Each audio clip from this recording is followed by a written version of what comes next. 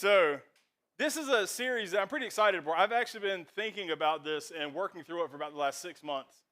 And it is titled Milk and Honey Provisions and Promises. So, every lesson that we're going to go through is going to be 6 different lessons. And each one, we're going to go through the story of Moses and the Israelites and how God was working behind the scenes, but also up front, providing for them and fulfilling promises along the way. And so tonight we're going to be in Exodus chapter 3 mainly. I'm going to give you some context in chapters 1 and 2. But before we do that, I would like to come up with some definitions or give you definitions that are going to be kind of our permanent definitions for what milk and what honey is going to be. And then as we go through each lesson, we're going to have like some lowercase milk and lowercase honey definitions that are more specific to each one of the lessons. So let's go ahead and go to the next slide, which should be what our definitions are. So for the series as a whole, milk is going to be defined as the temporary things in life that we may depend on. Anyone know why we would use milk for that? Yes, because milk spoils. Now here's what we're going to do, and this milk is going to be a reminder to us of the things that we try to depend on more than we depend on God. So we are going to use this milk for the entire series. Even under the best of circumstances, temporary things are still temporary. So after this lesson is over, this milk is going to go back into the refrigerator, and it's going to be pulled out again next week. And by the time we get done with the series, which will be the second Wednesday in July, it will be a great reminder of why we cannot depend on temporary things. Go to the definition for honey. Honey is the lasting promises of fulfillment found in God.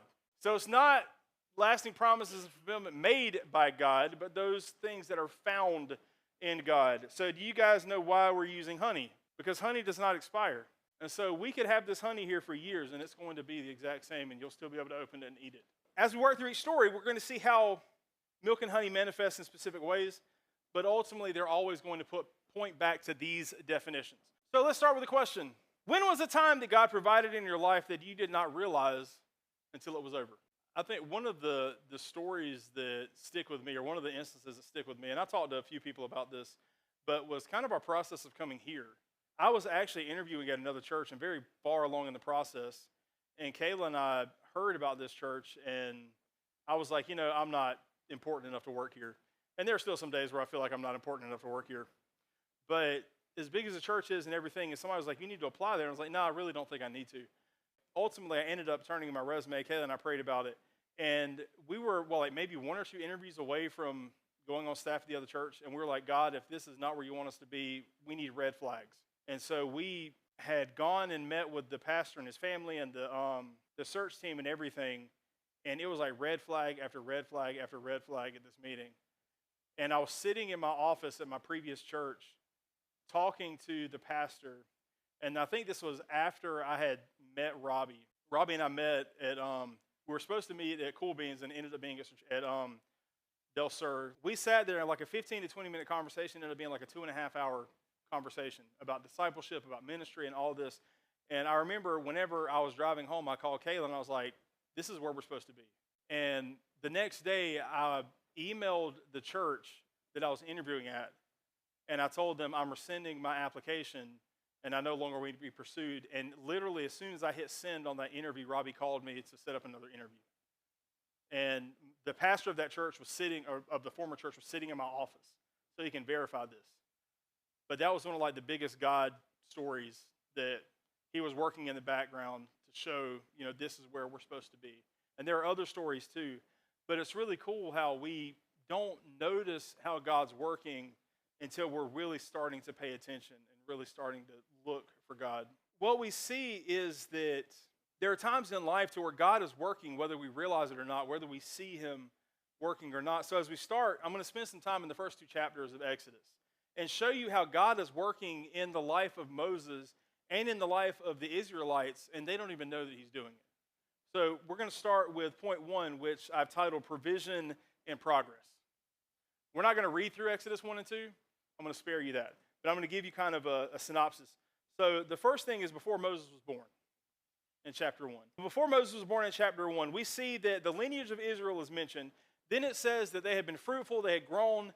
But then there's an interesting statement that is made that it has been 400 years since Joseph has died, and the new Pharaoh and the people had forgotten what Joseph had done. So they had forgotten the fact that Joseph had come, that Israel was actually an ally and saved them all from dying. They had forgotten what Joseph had done, and because of this, Israel went from being a friend and an ally to being seen as a threat by Pharaoh. And so then Pharaoh starts seeing them as an enemy. And Scripture uses the words bitter, violence, slavery, hard labor, and oppression. These words are important for us to remember because as we continue through the story of Israel, we see them bickering and whining, wanting to go back to this treatment. Whenever they're in the wilderness, they want to go back to slavery. They want to go back to oppression. They want to go back to violence, back to being treated bitterly, back to hard labor because they don't want to be in the wilderness. So remember that as we go through the series. The interesting things, this more that we see is that as the Israelites are persecuted, the more they multiply. It says that they multiply more and more, faster and faster, and they spread out.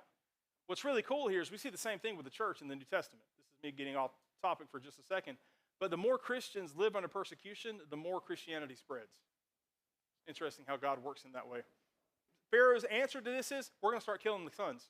So as soon as the sons are born, we're going to kill them. Verses 15 through 22, the midwives fear God. So God provided for the Israelites through the midwives. This sets the stage for the salvation of the Israelites. He leads the midwives to save the boys, which in turn leads to Moses' life being saved as well. Because Pharaoh's plan to kill the boys did not work, he then tells them, all right, start dumping them in the Nile River. So we move on to chapter 2. In the Nile, Moses is born. Because the sons are not being killed at birth, Moses is able to be born. God provides safety at Moses' birth. So before he's even born, God has already prevented Moses from being killed on the table, and now he's about to prevent him from being killed in the Nile. So his mom couldn't hide him anymore. It says about 3 months after Moses is born, she has to put him in this basket, and she puts him in the Nile River. What are some interesting things we know about the Nile River? What are some of the animals that exist in the Nile River? Crocodiles. Are crocodiles friendly? No, they're one of the most aggressive animals in the world, and they kill people. What's another animal that exists in the Nile? Hippopotamus is in the Nile River. They kill more people, I think, than any other animal in the world. You've also got lions that are around the Nile River. You've got leopards. You've got predatory fish that are around the Nile River. And you've got striped hyenas, all of which existed at that time around the Nile River, specifically in Egypt, to where Moses was put in the Nile River. God preserved his life. So first of all, he keeps him from being killed there. So by placing Moses in the river, his mother trusted God would protect her son. And that's what God did. The second thing, who found Moses? Pharaoh's daughter. Out of all the people in Egypt, Pharaoh's daughter finds him. This was not a coincidence. God was providing for Moses and for his people by placing Pharaoh's daughter there that day because it allowed Moses to be raised in Pharaoh's house after he was raised by his own mother. So Pharaoh's daughter says, all right, somebody needs to raise this kid. And his sister's like, hey, this lady over here can raise him. So he gets to go back to his mother. She raises him to a certain point, and then he gets raised in Pharaoh's household, which means he learns their culture, he learns their language, he is educated the best that he possibly could be at the time, which means that he becomes the perfect mediator between the Israelites and the Egyptians.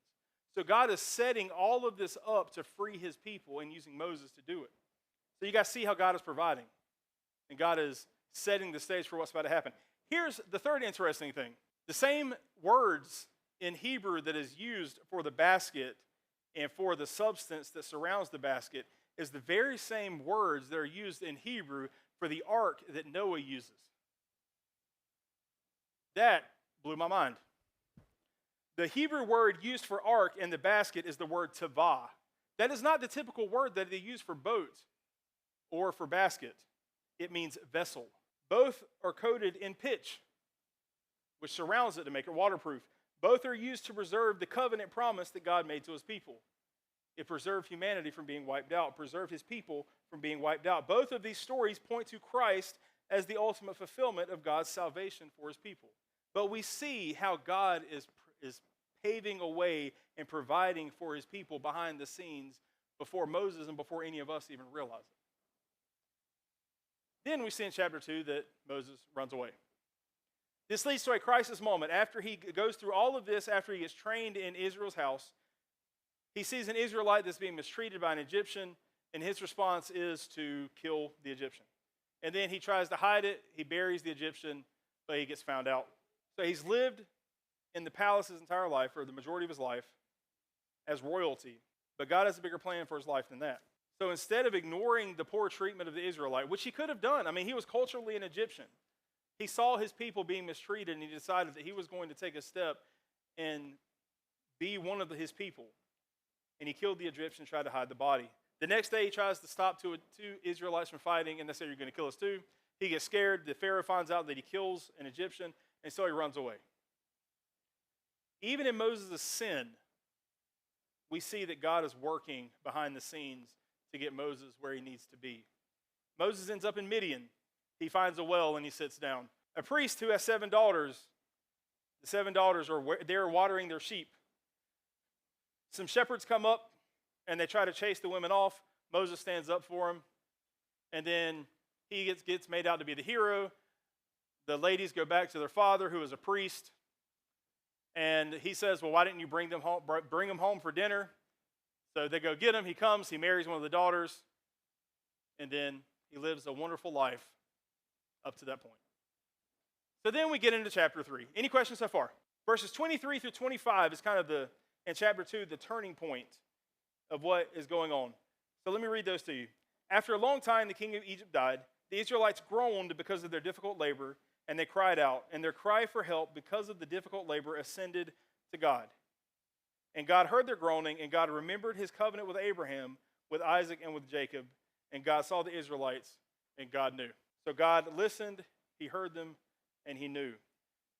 And so this sets the stage for God to provide for his people and for Moses to be challenged to reject the milk and to embrace the honey that God provides. So let's move on to point 2. Moses is called out of comfort.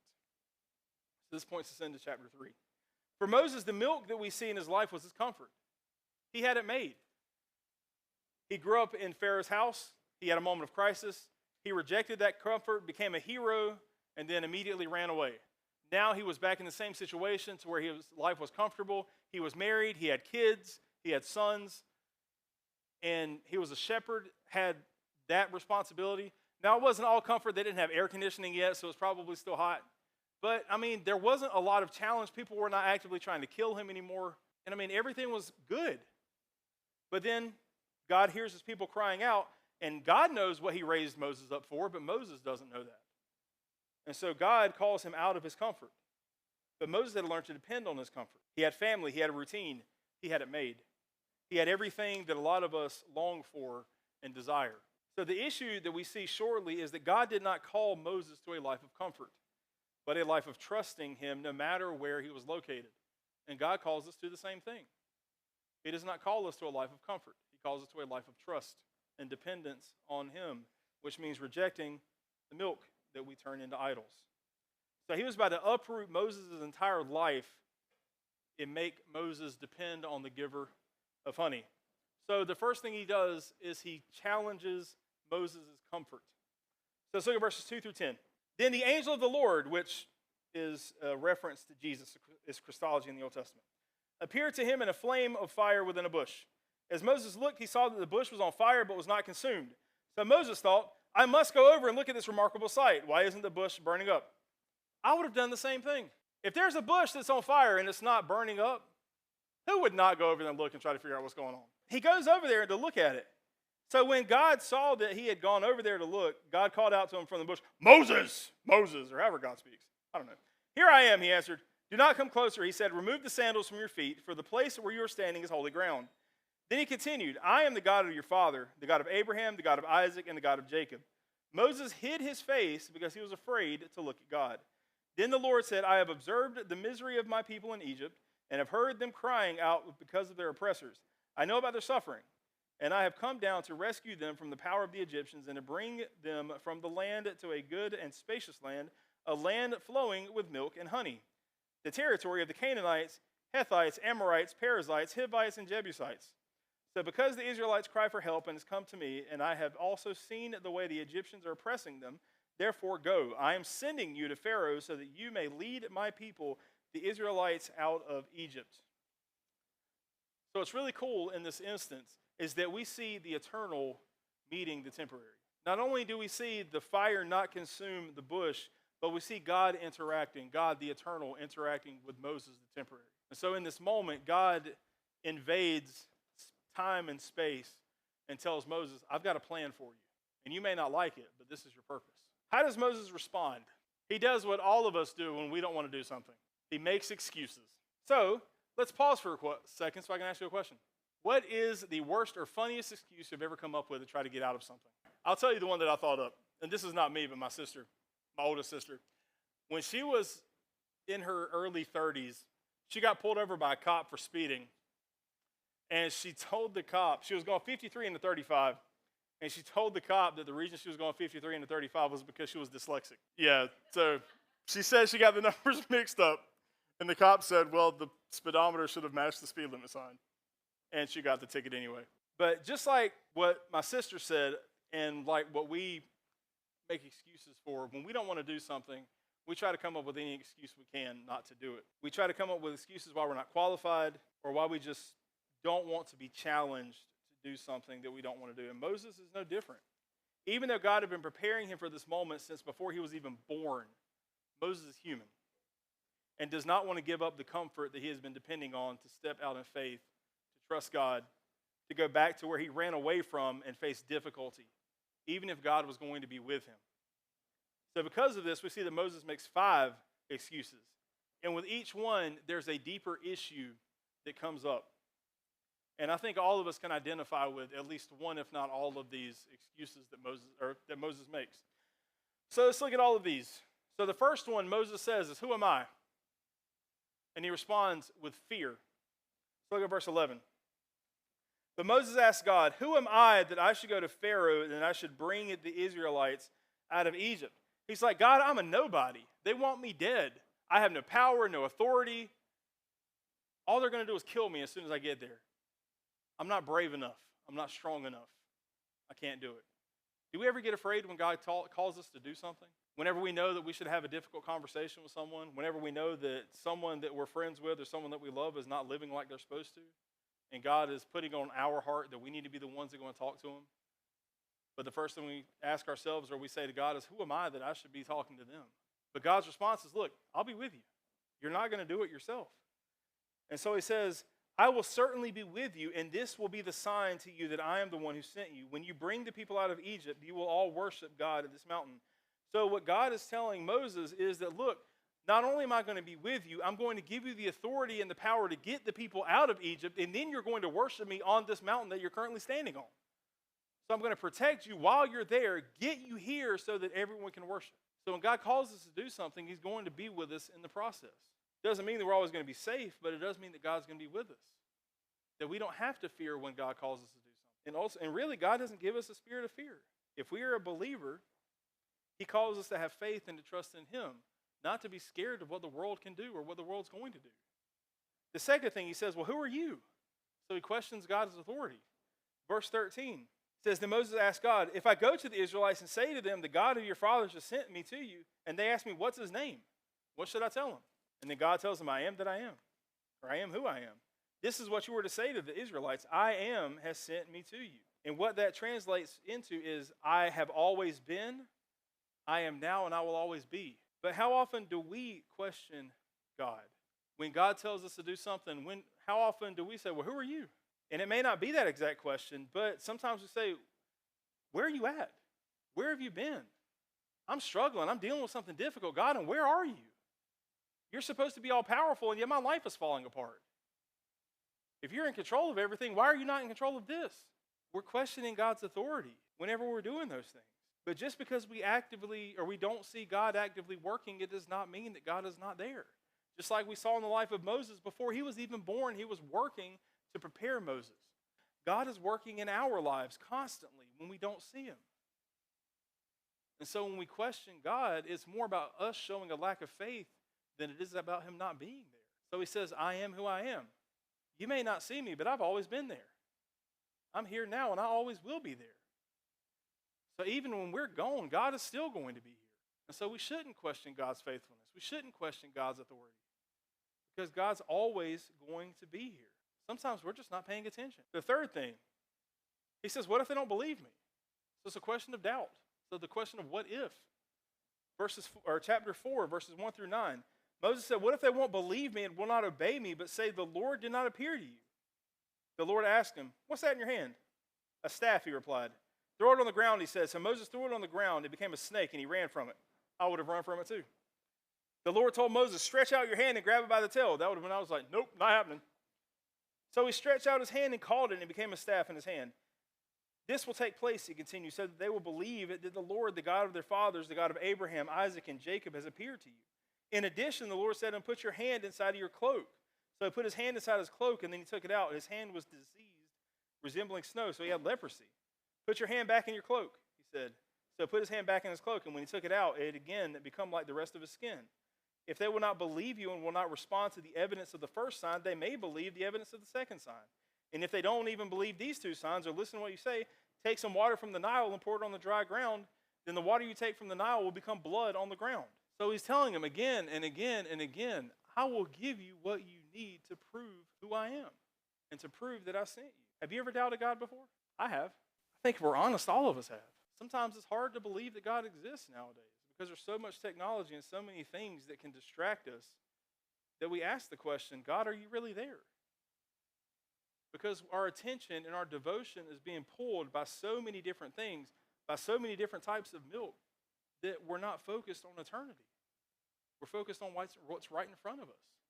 And God is speaking to us and pointing us in different, or where he wants us to go, but we're not paying attention. So it causes us to doubt. It causes us to ignore what God is doing. Moses was in a difficult moment. He had to go back to where the last time people saw him, he ran away like a coward. And now he's claiming to be the messenger from God to rescue them from slavery. This was a test of faith for Moses, as much as it was answered prayer for the people that were crying out to God for help. God has and will put us in moments like this to not only test our faith, but also so that we can be the answer to prayers that others are praying. So sometimes our doubt leads to other people's prayers not being answered. It's not that God isn't listening, it's that our doubt is causing us to be disobedient because we're trusting the milk more than we are the honey. I wonder if y'all have ever thought about that before, that our disobedience is leading to someone else's prayer not being answered. And we may not know if we're actually answering someone's prayer. We may not know until eternity, but God does know. And it's not our responsibility to figure it out. Our responsibility is to trust God and to depend on him. Then he says for the fourth, I've never been a good speaker. Or he says, I can't. Inadequacy. Verses 10 through 12. But Moses replies to the Lord, please, Lord, I've never been eloquent, either in the past or recently or since you have been speaking to your servant, because my mouth and my tongue are sluggish. He had a fat tongue. The Lord said to him, who placed a mouth on humans? Who makes a person mute or deaf, seeing or blind? Is it not I, the Lord? Now go. I will help you speak, and I will teach you what to say. So he says, God, I don't think I can do it. If God has truly called you to do something, he's going to give you what you need to do it. We can feel inadequate, like we're not enough. We aren't smart enough, like we're not spiritual enough, aren't mature enough. And honestly, this may be true. But God did not call us to do these things alone. He tells Moses and tells us that he will be with us. While we may not be enough, God is. And he calls us to trust him, to depend on him, and to rest in him, not in ourselves or our own abilities. He said he made his mouth, and he'll be with him. He created you, and he'll get you where you need to be to become the person that he has called you to be. This means that he can mold you, he can transform you, he can make you, he can recreate you into exactly who it is that he is calling you to be. Because at the end of the day, it's not about what you can and can't do, it's about what God can use you. And sometimes that means just being willing to lay down what you think you have to allow God to work in your life and depend on him. He does not leave us the same. But through salvation and through sanctification, he transforms us to look and live more and more like Christ. And then the fifth excuse, he says, please just send somebody else. So insecurity. So 4 through 17. Now this is where God just gets frustrated with him. Then the Lord's anger burned against Moses, and he said, isn't Aaron the Levite your brother? I know that he can speak well, and also he is on his way now to meet you. He will rejoice when he sees you. He'll be happy to see you. You'll speak with him and tell him what to say. I will help both of you and him to speak, and will teach you both what to do. He will speak to the people for you. He will serve as a mouth for you, and you will serve as God to him. And take this staff in your hand that you will perform the signs with. So Moses was willing to let his speech impediment disqualify him from doing anything for God. He also let it affect every part of himself. It caused him to lack confidence and to be comfortable where he was, and he was willing to let his comfort cause others to suffer, letting his people suffer. Even though earlier in his life, he was willing to sacrifice his comfort to kill an Egyptian who was mistreating his people. But now he had gotten so far away from who he was that he was willing to allow his entire people to suffer because he was comfortable and didn't want to do what God was calling him to do. His comfort led to insecurity about who he was, and God is telling him that no matter what excuse he was going to come up with, God is going to be with him, and he can take someone else with him if he wants to. If you are a believer, you are not alone. God is with you. You also have the church, fellow believers who are walking this journey with you. Aaron goes with him. He'll speak with him or for him. After this interaction, God takes every excuse away from Moses.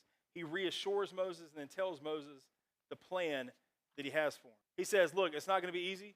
You're going to go back to Egypt. You're going to go to Pharaoh. You're going to tell him to let my people go. I am going to harden Pharaoh's heart, and he is not going to let them go.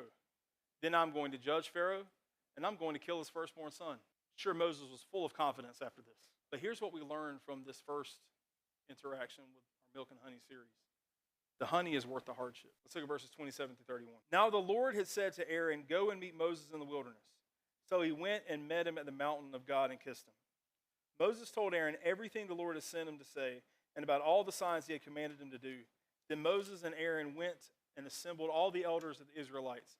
Aaron repeated everything the Lord had said to Moses and performed the signs before the people.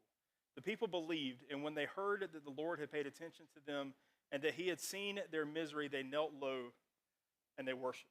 What we see in the last 5 verses in chapter 4 is that God's honey is greater than the milk Moses had learned to depend on. While the excuses that Moses made may have been valid to him in the moment, each one was met with God's provisions and a lasting promise that led to eternal fulfillment in himself. The comfort that Moses was clinging to was never going to be enough because it was not what God was calling him to. Even though Moses had to take a step of faith and trust God in a difficult situation, it was the honey that was sweet and the milk that spoiled. So we see in these verses that Aaron and Moses found the elders of Israel and told them what God had said to Moses. And it was an answered prayer to them. It was a sign that God had not forgotten them, that he was going to keep his promise. In response, the people did not remember that Moses had abandoned them, that Moses had killed an Egyptian, that he was a coward, that he was inadequate to lead, or even mention his speech problems. Instead, they bowed down and they worshiped God. And while we know that the end of the story is not easy, we can see how Scripture remembers Moses in Hebrews 11, 23 through 26. And I pray that it's a challenge to each one of us. It says, by faith, Moses, after he was born, was hidden by his parents for 3 months because they saw that the child was beautiful and they didn't fear the king's edict. By faith, Moses, when he had grown up, refused to be called the son of Pharaoh's daughter and chose to suffer with the people of God rather to enjoy the fleeting pleasure of sin. For he considered reproach for the sake of Christ to be greater wealth than the treasures of Egypt. He was looking ahead to the reward. He was looking at eternity, looking at the honey rather than the temporary milk. Ultimately, Moses rejected the milk of temporary comfort, depended on the honey that was God himself. And because of this, he chose God over the world and found Christ to be the greater wealth. So just like the lesson says tonight, we are all called, but we are not yet home. We have an earthly home, but more importantly, we have an eternal home if we are saved. And we should be looking forward to that. While we do need milk, those things that we depend on each day, they should not become the most important thing to us. We also need the honey. We need to remember and focus on the lasting promises that are fulfilled in God himself. So I want to challenge you to take steps this week to find things that you may be trusting in more than God, and pray that God will give you humility and the strength to follow in Moses' footsteps, to reject those excuses, to reject those things, and to fully depend on God alone. So before we dismiss, I want to leave you with this quote. It says, God is God. Because he is God, he is worthy of my trust and obedience. I will find my rest nowhere but in his holy will that is unspeakably beyond my largest notions of what he is up to. So what Elizabeth Elliot is saying basically is that God is God, I am not. I'm not going to worry about what God is doing, but I'm going to trust him anyway. So I hope that can be the prayer for all of us. That God, we don't know what you're up to, but we're going to trust you.